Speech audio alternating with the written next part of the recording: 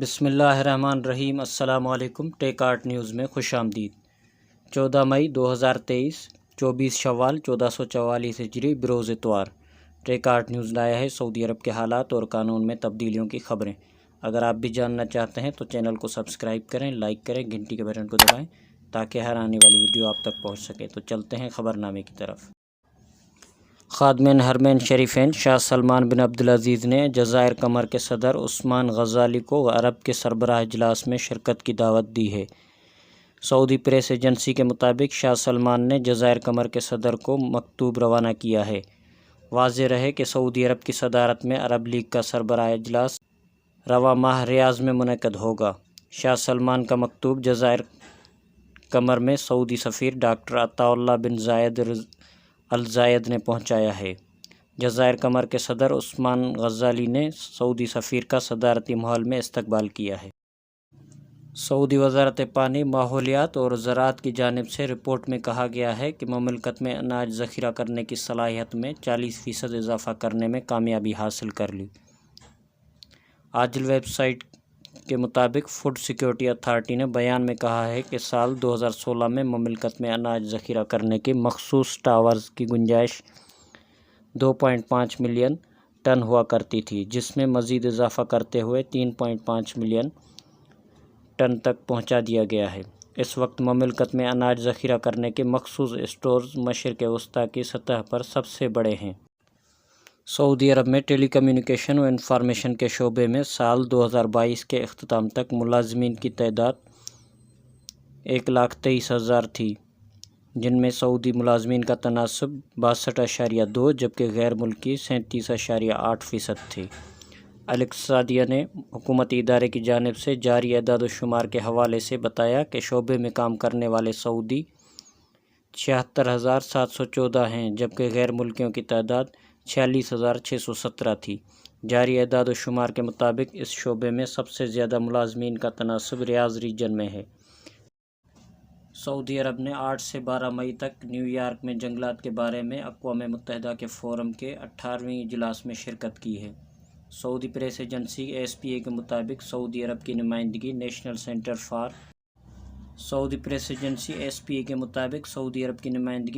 Centre for vegetation development and combating desertification نے کی۔ National centre for vegetation development and combating desertification نے Saudi green initiative کے framework کے اندر جنگلات کی ترقی، تحفظ اور پائیداری سے متعلق مختلف انیشیٹو، منصوبوں اور کامیابیوں پر روشنی ڈالی۔ International union for conservation of nature نے G20 گلوبل لینڈ انیشیٹو کے علاوہ جنگل کے ماحولیاتی نظام کی بحالی کے مواقع کو اجاگر کیا۔ فورم نے قومی حکمت عملی کے پروگراموں اور منصوبوں کے نفاذ کے علاوہ 60 ملین درخت لگانے اور 3 لاکھ ہیکٹر زمینوں اور وادیوں کی بحالی کے لیے مرکز کی طرف سے اپنائے گئے انیشیٹو کی تعریف کی۔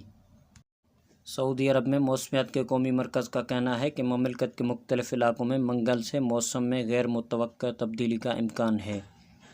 سبق نیوز کے مطابق قومی مرکز نے بیان میں کہا ہے کہ ملنے والی رپورٹوں کے مطابق منگل سے مملکت کے بعض علاقوں میں بارش کا قوی امکان ہے۔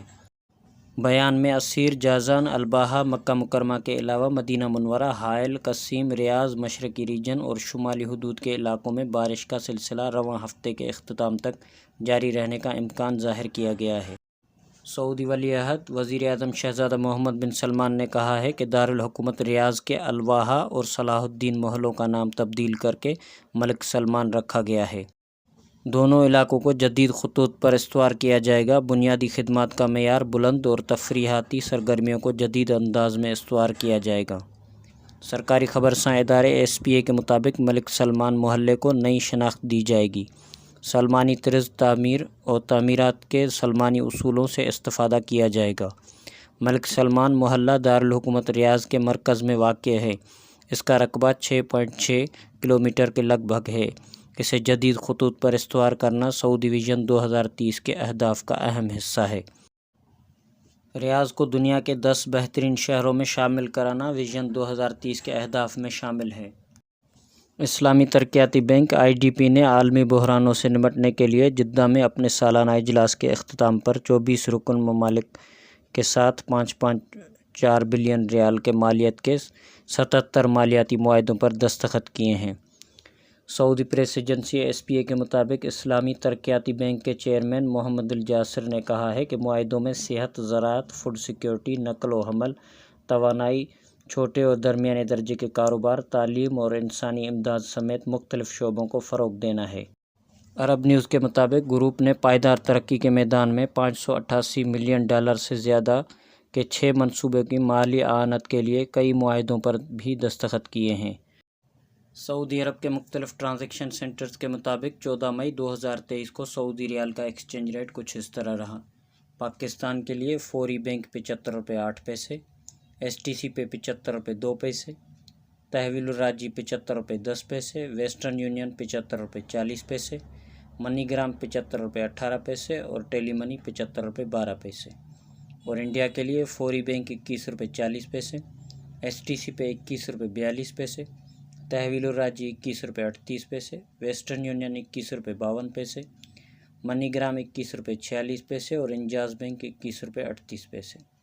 اور بنگلہ دیش کے لیے کچھ اس طرح: فوری بینک $28.30، STC پہ $28.36، تحویل الراجی $28.32، ویسٹرن یونین $28.45، منی گرام $28.34 اور انجاز بینک $28.30۔ تو یہ تھا آج کا مختصر خبر نامہ۔ مزید خبروں کے لیے چینل کو سبسکرائب کریں، لائک کریں، گھنٹی کے بٹن کو دبائیں تاکہ ہر آنے والی ویڈیو آپ تک پہنچ سکے۔ السلام علیکم۔